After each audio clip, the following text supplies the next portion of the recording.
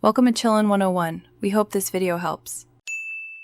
In this video, I will help you study physics even if you hate it. Start by shifting your perspective from dread to discovery. Focus on understanding the fundamental ideas rather than just memorizing equations.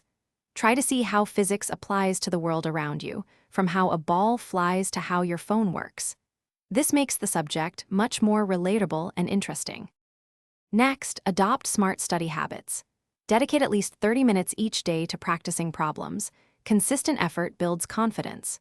Use visual aids like diagrams and simulations to help visualize abstract concepts, making them easier to understand. Also, consider joining a study group. Explaining concepts to others or hearing different perspectives can clarify difficult material and deepen your own understanding. It's normal to face challenges, but don't let them stop you. If you're stuck, reach out to your instructor or a tutor for personalized guidance. Many physics problems require strong math, so brush up on your algebra and calculus basics. Most importantly, keep a positive mindset. Celebrate every small breakthrough.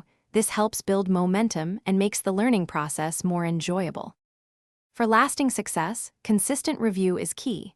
Schedule regular sessions to revisit older topics, ensuring the information sticks.